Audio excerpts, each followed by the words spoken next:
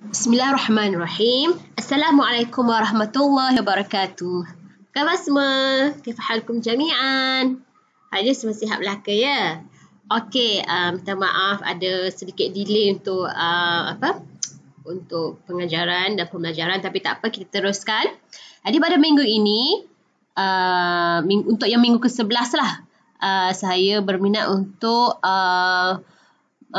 berkongsi dengan antum mengenai perspektif feminis pula. Maksudnya macam mana kita nak buat analisis berdasarkan perspektif feminis. Jadi antum dah belajar beberapa kan, macam ala teori ni kan. Macam mana nak buat analisis berdasarkan beberapa teori, beberapa pandangan, beberapa perspektif. Jadi pada minggu ke-11 ni kita try pula feminis. Okey, saya saja je nak berkongsi dengan antum supaya antum dapat belajar pelbagai benda baru. Okey, biasalah nanti ada yang berminat dengan satu perspektif ni dan tak berminat pada perspektif itu terpulang. So, saya sahaja nak bagi kepelbagaian supaya antum boleh test, boleh tengok yang mana yang sesuai dan yang mana yang antum suka. Okey? Okey, mari kita tengok feminis. Feminis ni apa? Feminin, perempuan lah. Okey? Tak apa, orang lelaki pun boleh belajar tentang feminis. Dia bukan untuk orang perempuan sahaja. Okey? Dia orang lelaki boleh buat analisis feminis. Perempuan lagi lah boleh. Okey, mari kita tengok. Untuk topik minggu ke-11 ni, kita akan belajar mengenai cara nak membaca sebagai seorang feminis. Lepas tu ada 3 pendekatan feminis. Seterusnya adalah menulis sebagai feminis. Apa benda yang digalakkan sebelum menulis. Kemudian untuk draft dan semakan analisis tu, macam mana nak tulis pendahuluan. Kemudian untuk draft dan semakan, kita belajar pula macam mana nak tulis badan analisis tu, isi dia macam mana. Dan draft dan semakan, macam mana kita nak nulis penutup. Okey, jadi untuk kelas ketika sastra ni, ketika sastra Arab kan, saya tahu sebab antum semua masih tidak mesra lagi dengan ketika sastra. Sebab tu saya kenalkan ketika sastra umum. Lepas tu nanti teksnya terpulang lah kan. Awak boleh aplikasikan pada teks-teks Arab, Melayu, apa dan sebagainya. Okey, ada banyak teori dan pendekatan dalam dunia ini dan perspektif dalam dunia ini. Tapi saya ajar benda-benda yang umum lah, yang popular. Okey, sebenarnya banyak lagi. Kalau nak, perlu ada satu kos yang khas. Tapi tak apalah, kita belajar apa yang mampu. It's better than nothing kan. Okey, jadi dan sebenarnya benda-benda yang saya ajar pada antum ni adalah bagaimana nak menggunakan teori itu untuk analisis dan macam mana nak buat praktikal terus. Jadi saya ajar teori dan praktikal terus. Saya ajar macam mana nak berfikir. Sebab nanti kau cakap, okey, buat berdasarkan teori ni atau pandangan feminis, tapi tak tahu nak buat macam mana, tak tahu nak tanya apa, nak buat apa. So, saya akan ajar bagaimana nak benda-benda yang boleh bagi antum berfikir. Bila antum berfikir, ada persoalan-persoalan timbul, barulah ada idea untuk terus menulis. Okay, let's go. Okay, bila kita nak membaca sebagai feminis, okay, antum dapat sebuah teks. Macam mana awak nak membaca dengan berkacamata feminis? Okey, yang pertama, dia ada banyak cara, pelbagai cara, serba-serbi. Ini adalah cadangan sahaja, okey? So, antum boleh pilih nak baca macam mana. Ini semua cadangan supaya dapat bagi idea pada antum macam mana nak membaca dan menulis sebagai feminis. Okey, caranya antaranya ialah melihat sejarah sastra untuk mencari karya sastra wanita yang dilupakan. Okey, biasa kadang-kadang dominasinya adalah pengarang lelaki kan, pengarang wanita. Mungkin di beberapa tempat lain diabaikan ataupun ada yang kena ban ke apa kan, kita tak tahu kan. Okey. Seterusnya, menganalisis unsur budaya dalam karya sastra. Okey. Seterusnya adalah menganalisis struktur kuasa lelaki dan perempuan dalam teks. Yang menyebabkan wanita kelihatan lemah. Kita tengok. Struktur kuasa maksudnya kekuatan lah. Tengok macam dalam teks tu dia banyak cerita pasal wanita yang dianiaya ke ataupun lelaki yang sentiasa menguasai wanita dari pelbagai aspek ke. Kita boleh tengok dari teks tersebut. Apa benda yang menyebabkan wanita kelihatan lemah. Okey, dia tak cakap wanita lemah. Dia tak cakap macam tu Tapi dari bacaan kita boleh detect bahawa teks ni banyak menggambarkan kelemahan wanita. Itulah mula analisis kita kena mula melihat apa yang tersirat Tak boleh kita bergantung terhadap ayat-ayat yang straightforward daripada penulis. Okey lagi, apa membaca sebagai feminis macam mana? Kita menghapuskan stereotip wanita. kan. Tahulah stereotip wanita macam mana kan. Wanita digambarkan tak boleh belajar ke, wanita kena duduk dapur je ke. Jadi kita boleh baca dan kita boleh tengoklah ada tak stereotip kat situ. Kalau ada, macam mana kita nak cuba hapuskan stereotip tu kan. Ataupun memang teks tu dia yang menghapuskan stereotip kan. Jadi kita kena tengok. Okey, seterusnya mendedahkan sistem patriarki dalam teks. Apa benda sistem patriarki ni? Patriarki adalah patriarchy system. Dia adalah satu sistem yang lelaki je berkuasa. Semua dia lelaki. Ada kerajaan, negara, tempat yang memang macam itu. Dia perempuan memang tak boleh ada apa-apa, yang lelaki saja. Okey? Kita tengok ada tak sistem patriarki dalam teks tu yang menunjukkan bahawa lelaki mempunyai kuasa mutlak. Perempuan tidak ada hak langsung. Okey? Okey, seterusnya mencabar cara tradisi melihat jantina dan identiti. Okey, macam stereotip tadi lah. Ada tradisi ni dilihat wanita ni tidak layak untuk belajar, hanya layak untuk duduk dapur dan sebagainya. Okey? Kemudian feminis ni diberharap supaya semua orang dilihat sebagai makhluk yang bernilai dan kreatif tanpa mengenal jantina. Maksudnya lelaki dan perempuan sama-sama boleh menjalankan sesuatu tugasan itu kan. Contohnya untuk mencari nafkah keluarga, lelaki boleh, perempuan pun boleh. Kenapa lelaki saja yang boleh pergi ke contohnya, ataupun pendidikan. Lelaki dan wanita layak untuk melakukan pendidikan. Tidak ada perbezaan dari segi jantina, lelaki saja boleh belajar ke kan. Okey. Jadi kita tengok saya nak ajar awak cara aplikasi dia. Kita tengok 3 pendekatan lazim seorang feminis ni. Dia akan tengok sama ada dia nak tengok kajian perbezaan ataupun kajian kuasa ataupun kajian pengalaman wanita. Okey, maksud macam saya katakan tadi, ada pelbagai cara lah. Dan kita tengok macam mana, apa benda yang awak lebih selesa. Adakah ada satu pendekatan yang awak selesa, awak boleh fokus pada itu, ataupun awak boleh gabung-gabungkan. Okey, mari kita tengok. Okey. Tadi saya katakan ada pendekatan, 3 pendekatan. Apa benda contoh-contoh soalan yang awak boleh tanya pada diri sendiri untuk bila awak nak gunakan pendekatan tu. Jadi ini adalah contoh je Saya je nak ajar awak macam mana nak bina soalan supaya daripada soalan tu awak dapat jawapan, dan jawapan tu lah awak akan tulis kan. Okey, contohnya dari segi pendekatan perbezaan. Okey, kita gunakan kacamata feminis tapi kita tengok pendekatan perbezaan. Maksudnya apa? Contohnya, adakah penulis memilih genre penulisan yang lazim untuk penulis lelaki atau wanita pada zaman itu? Contohnya lah kan, karya tu karya negara Libya ke pada zaman kurun ke-19 tu. Karya-karya yang ada ghazal tu wanita yang banyak tulis. Contohnya kan. Kita boleh tengok kan. Adakah satu genre penulisan tu dia berkaitan tak dengan jantina? Sebab kita tak tahu kan. Kita jangan ingat kita nak kaji benda Malaysia saja kan. Macam-macam ada. Kita nak kaji sastra Arab dan sebagainya. Dia kena banyak membaca dan dapatkan pengetahuan lah. Okey. Yang seterusnya, adakah isi kandungan teks tipikal untuk penulis lelaki atau wanita? Kita boleh bayangkan lah. Contohnya kalau banyak pasal perasaan wanita, kan, perasaan tidak mahu berkongsi kasih ke, kita selalunya itu penulis wanita lah tulis kan. Kita pun boleh agak kan. Okey, kini dia tengok perbezaan. Dan seterusnya contohnya, adakah suara dalam teks kedengaran cenderung kepada penulis lelaki atau wanita? Okey, maksud di sini suara ni bukan orang dengar suara tiba-tiba keluar dari teks Kalau ada memang takutlah ada hantu dalam tu kan. Maksudnya, macam nak cakap dia suara dalam bracket dapat ada tanda gitu tu, maksudnya bila awak baca tu seolah-olah awak boleh dengar suara yang bercakap ataupun beritahu cerita pasal awak, dan kita boleh, dia macam perawi yang terlindung. Faham tak? Perawi yang tersembunyi. Rawi, narrator yang tersembunyi. Dia macam sebenarnya ada orang di sebalik tabir yang bercerita pasal kita ataupun duk bagi idea pada kita, satu ideologi. Memang ini saya nak ajar cara nak membaca dengan lebih analitik lah maksudnya lebih critical thinking, bukan main baca saja tu dah. Kadang-kadang kan, contohlah kan, buku-buku, contohnya ada juga karya yang tidak memberikan faedah contohnya ada karya ni kita boleh rasa macam dia punya penulisan ni dia macam menggalakkan orang ataupun memberi sokongan terhadap gerakan LGBT. Kadang-kadang kita boleh agak macam tu tau, sebab cara dia menggunakan ayat, apa benda dia stres tu kita boleh agak. So itulah suara-suara yang ada dalam teks. Okey, itu contoh saja. Okay, mari kita tengok pendekatan yang kedua, itu kekuatan ataupun kuasa lah.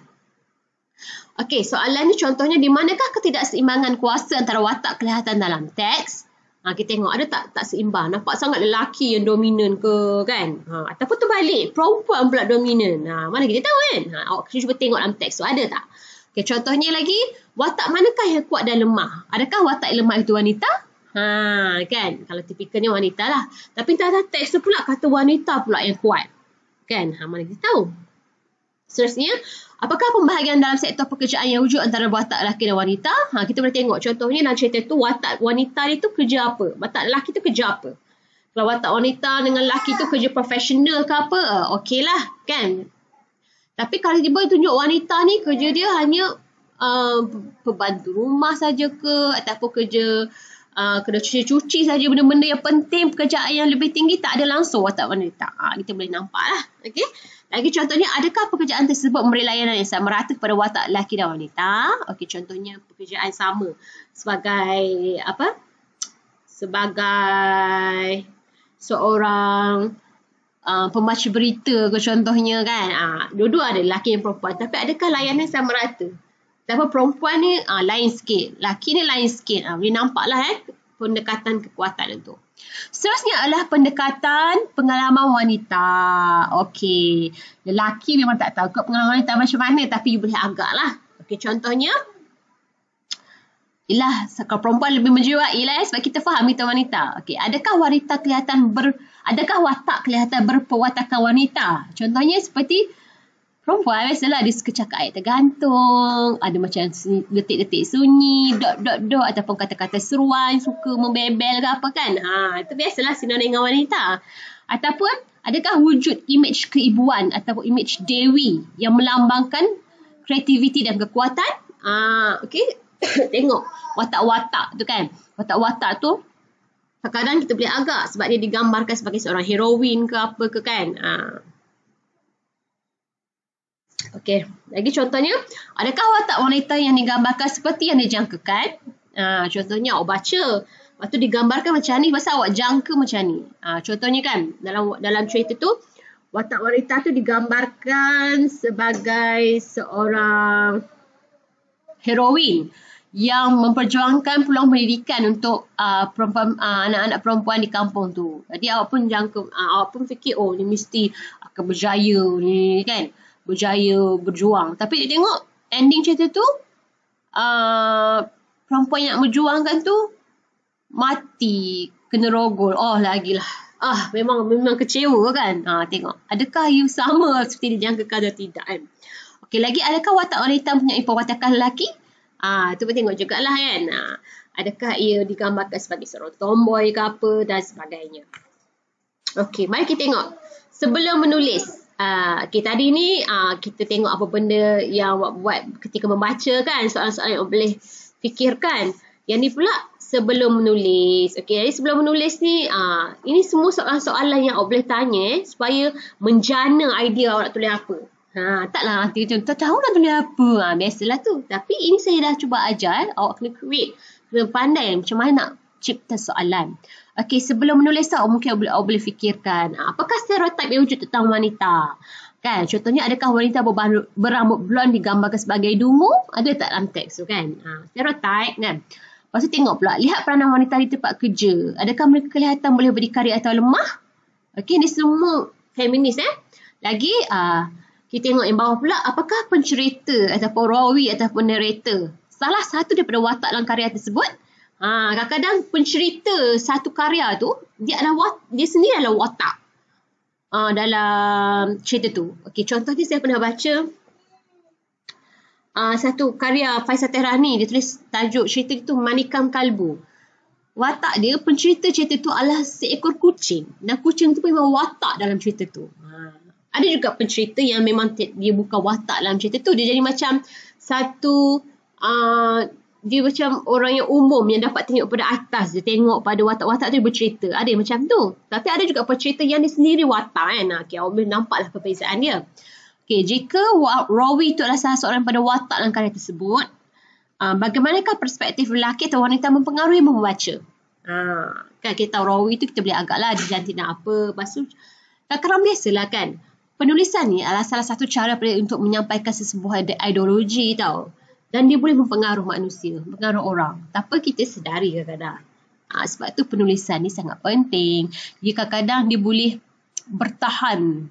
Orang kata apa? Penulis itu tidak mati kerana idea dia terus wujud dalam bacaan dan dibaca oleh pelbagai generasi kan. Jadi kita boleh tengok macam mana perspektif tu mempengaruhi pembaca.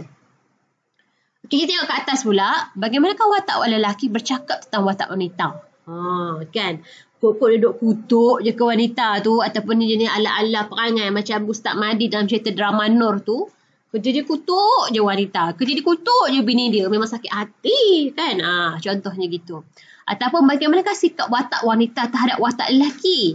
Adakah wanita digambarkan sebagai dengar dia cakap lelaki tu tak kisahlah dia buat apa. Macam contohnya watak Aisyah dalam drama Nur tu kan. Suami dia buat apa dia duduk dengar je. Takutlah nak lawan cakap. Sedangkan suami dia pun tak betul. Ataupun jenis yang nak menyokong suami dia. Sentiasa sabar. Sentiasa nak tolong suami dia macam drama Nur tu. Macam watak Nur tu sendiri kan. Macam-macam. Okey. Seterusnya kita tengok bawah tu, watak manakah yang lebih berkuasa dari segi sosial dan politik?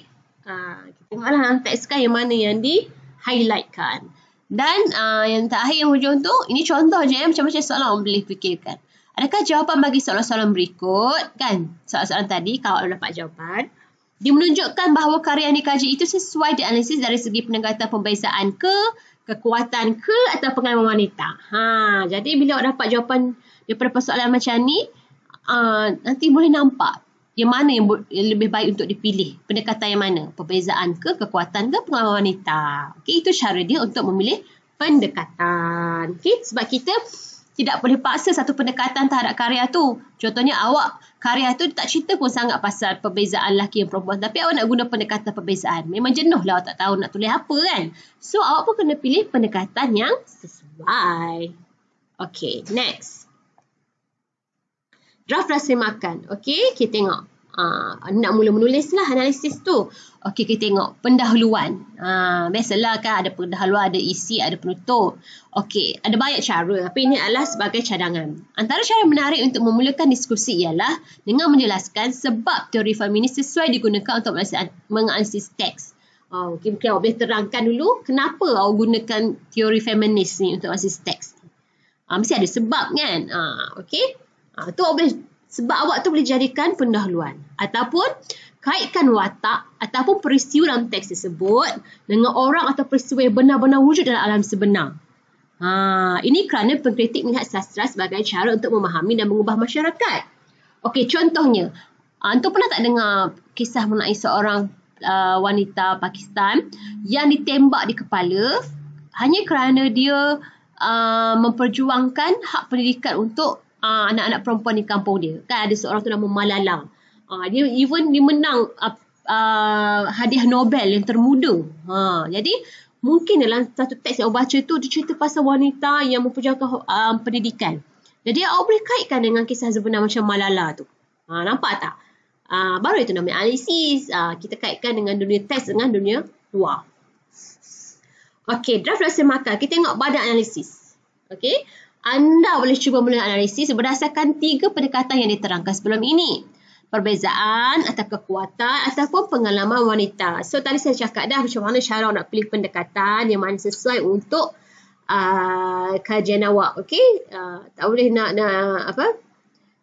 nak harung gitu saja. Okey. Kita tengok. Pendekatan perbezaan. Okey, jika anda berminat dengan pendekatan ini, sebaiknya anda memilih karya yang ditulis oleh penulis wanita. Kerana ketika itu anda akan mencari apa perbezaan pada penulisan seorang lelaki berbanding penulisan oleh lelaki. Okey? Sebenarnya kalau teks itu ditulis oleh lelaki pun boleh je kaji menggunakan perspektif feminis terpulang. Okey? Tapi untuk pendekatan ini lebih baik jika awak tengok karya yang ditulis oleh penulis wanita lah. Okey. Antara persoalan yang boleh ditanya untuk buat analisis awak tu, Macam tadi lah. Okay, ada soalan, kita dah tanya-tanya dah kat atas tadi, kita ulang lagi. Contohnya, adakah genre karya tersebut lazimnya dikaitkan dengan penulis lelaki atau wanita? Ataupun adakah tema karya tersebut lebih dekat dengan wanita? Ada banyak cerita pasal kewanitaan ke, keibuan ke, kan? Okey. Seterusnya, adakah karya tersebut kelihatan bersimpati terhadap wanita? Kan? Ada yang macam, walaupun watak wanita dalam teks tu banyak menerima kecaman ke ataupun banyak meneburuk berlaku pada diri dia, tapi karya tu nampak macam dia bersipati terhadap watak wanita tu. Kata-kata dia macam memujuk ke, kan? Atau bagi semangat ke, itu boleh nampak. Okey, seterusnya, adakah watak wanita muncul dalam peristiwa yang digambarkan secara terperinci dan merumitkan? Okey, jadi dalam satu karya tu ada banyak plot lah, banyak jalan cerita. Jadi adakah watak wanita tu muncul dalam peristiwa-peristiwa yang penting ataupun merumitkan ataupun yang menyenangkan sahaja? Itu pun boleh kita persoalkan dan kita boleh tulis analisis berdasarkan feminis, kan? Kita boleh tengok perbezaan. Bila pengarang tu munculkan watak wanita dan bila pengarang tu wujudkan watak lelaki dalam peristiwa yang macam mana? Okey, seterusnya, sejauh manakah cara percakapan watak wanita dalam karya tersebut mampu mempengaruhi perspektif pembaca? Ini pun boleh nampak nampak tersirat cara-cara wanita tu buat dialog ke ataupun dia punya monolog tu. Monolog tu dialog sendiri dia boleh tak mempengaruhi kita sebagai pembaca? Tu kena fikir. Okey. Kemudian, adakah penonton tersirat bagi karya tersebut melibatkan atau mengasingkan wanita? Okey. Kita ni pembaca. Kita baca buku tu. Okey, kita tahu buku tu adalah untuk pembaca secara umum. Tapi kadang-kadang kita boleh nampak dan kita boleh rasa bahawa buku tu ditulis tu ditujukan pada siapa. Walaupun dia tak beritahu terus terang, kita boleh rasa je buku ni ditujukan kepada siapa. Contohnya, ada buku tu, teks tu ditulis, kita boleh rasa buku ni dipeli-peli pemimpin contohnya. Jadi sebenarnya buku tu tujukan kepada pemimpin tapi tak beritahu terus terang. Jadi itu namanya penonton tersirat. Okey. Jadi atau pembaca tersirat. Jadi pembaca tersirat untuk teks tu lelaki ke wanita? Kita boleh fikir, kan? Okey, seterusnya, bagaimanakah jawapan bagi persoalan tersebut membuktikan bahawa karya tersebut ditulis dengan gaya lelaki atau wanita? Okey, nampak? Bila orang tanya soalan-soalan atas macam tu, dia boleh membantu awak untuk buat analisis sendirilah, kan? Karya tu ada gaya lelaki ke gaya wanita? Okey, kita tengok yang kedua. Untuk pada analisis pendekatan yang seterusnya, itu kekuatan ataupun kuasa. Okey, kalau berminat dengan pendekatan ini, awak akan menyiasat keseimbangan atau ketidakseimbangan kekuatan atau kuasa dalam karya tersebut. Okey, contohnya dalam karya tersebut, siapa yang selalu buat keputusan? Lelaki ke wanita? Okey. Seterusnya lagi, siapakah yang mempunyai tempat dalam struktur kuasa atau pengaruh? Okey, kita tahu ada hierarki lah. Ada hierarki kuasa pengaruh. Yang atas-atas tu lelaki ke wanita? Okey. Lagi, siapakah yang mengawal kewangan? Lelaki atau wanita? Siapa yang lagi mempunyai kuasa dalam kewangan, kan? Okey. Adakah watak wanita memainkan peranan wanita yang tradisional? Contohnya watak dia pasal seorang wanita yang rajin mengemas rumah dan pandai menjaga anak, kan, duduk rumah juga. Tak tahu tu tradisi lah ataupun jenis watak wanita ni jenis yang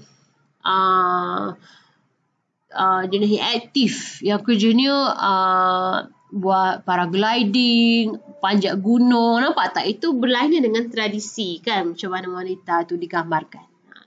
Okey, lagi, apakah pencapaian ataupun kejayaan watak wanita dalam teks itu dihargai?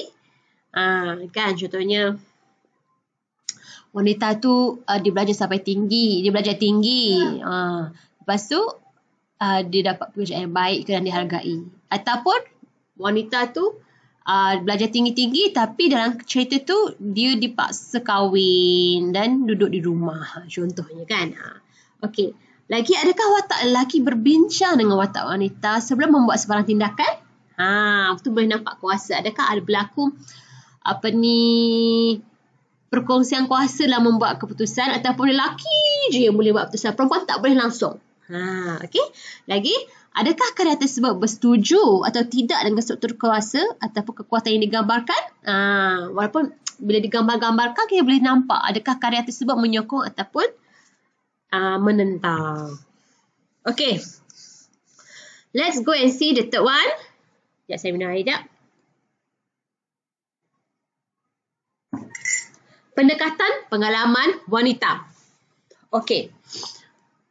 Jika berminat dengan pendekatan ini, awak akan tengok bagaimana pengalaman wanita atau pengalaman unik wanita dipersembahkan dalam karya tersebut.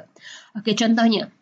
Adakah karya tersebut menolak idea mengenai cara pemikiran sikap lelaki yang stabil tidak berubah?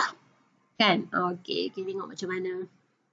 Maksudnya kat sini, digambarkan watak lelaki tu,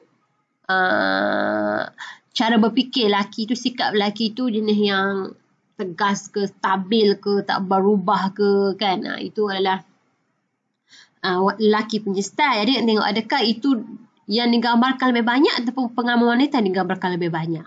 Contohnya. Okey, lagi, adakah gambaran tubuh wanita penting dalam teks tersebut? Ada teks yang suka cerita pasal tubuh-tubuh wanita ni. Kan? Tubuh wanita ni wanita je ada.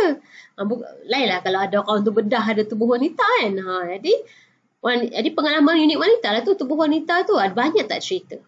Okey, sebab kadang-kadang macam contohnya puisi-puisi Arab ni, dia banyak suka cerita pasal tubuh wanita kan. Jadi kita tengok ada ke tidak. Lagi, adakah keistimewaan wanita seperti sifat keibuan merupakan tema penting dalam karya tersebut? Ada ke tidak? Okey. Lagi, adakah wujud piawai yang berlawanan dengan tradisi dari aspek peranan lelaki atau wanita, intelektual atau emosi dan sebagainya? Maksudnya, secara tradisi contohnya lelaki lebih berkuasa daripada wanita. Lepas tu dalam teks tu macam mana piawai dia tu? Maksudnya adakah lelaki punya kuasa untuk wanita tu dia kena macam-macam ni baru dia anggap betul ke? Dia tengok ada tak wujud. Tak semestinya ada. Okey. Okey, dan seterusnya berdasarkan jawapan bagi persoalan berikut, apakah dapatan anda? Okey, apakah yang awak dapat mengenai keunikan pengalaman wanita yang ditonjolkan dalam karya tersebut? Teks ada tak menonjolkan keunikan wanita? Ataupun dia menonjolkan kelemahan wanita. Awak jangan silap, kadang-kadang cerita tu memang cerita sedih pasal wanita yang dianiaya. Tapi sebenarnya karya tu menonjolkan kekuatan. Macam tu pun boleh. Macam contoh saya cakap Malala tu kan. Dia kena tembak dengan Taliban sebab dia ajak budak-budak perempuan belajar. Nampak macam sedih. Nampak macam kena aniaya. Tapi kemudian macam mana dia sembuh, dia bangkit tu. Sebenarnya tu menampakkan kekuatan wanita. Okey. Okey. Seterusnya. Okey. Kita tengok penutup pula. Okey. Penutup nak tulis apa? Okey. Ini adalah tempat yang sesuai untuk memberi rumusan terhadap segala jawapan bagi persoalan anda. Okey. Ada banyak persoalan tadi kan? Bagi rumusan. Hasilnya adalah kenyataan mengenai apa yang lelaki atau wanita tentang karya tersebut. Okay? Ataupun pertemuan kuasa ni macam mana. Ataupun ada gambaran tentang pengalaman unik wanita tu macam mana. Jadi bagi rumusan awak. Okay? Yang awak rasa, kena ada suara awak jugalah. Rasa awak macam mana semua. Okay guys, nampaknya setakat itu sahaja. Kita belajar tentang feminis. Harapnya awak dapat belajar benda yang baru. Dan harapnya lepas ni, bila awak membaca, awak jangan membaca kosong saja. Awak boleh ada beberapa boleh guna teori kan, supaya yelah makin awak semakin awak berusia ni patutnya semakin banyak berfikir lah kan. Kita tak mau baca-baca gitu saja sedang awak ni kan pelajar universiti kan, orang-orang bijak. Okey, nampaknya setakat itu sahaja. Nanti tunggulah tugas saya akan minta pada awak. Semoga bermanfaat. Assalamualaikum.